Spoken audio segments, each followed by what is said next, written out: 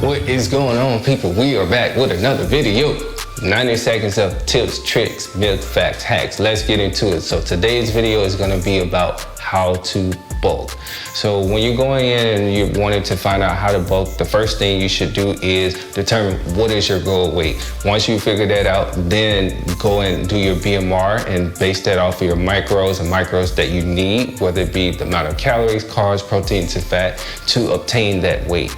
And then let's go towards the actual supplements. So if you're going to use supplements, the better supplements are monohydrate creatine as well as weight gainer for those that can't gain weight. Then let's get into the workout. So for your workout, I recommend to do a minimum of 4 exercise per body part. Split workout can be like a arms and chest or something like that. 4 exercise, you're doing 3 rounds of 5 to 7 reps. So 3 rounds to 5 to 7 reps and you got it. So that is your quick tip of how to bulk. So focus on nutrition, calories, carbs, micros, macros, as well as your workout routine, and then also cardio.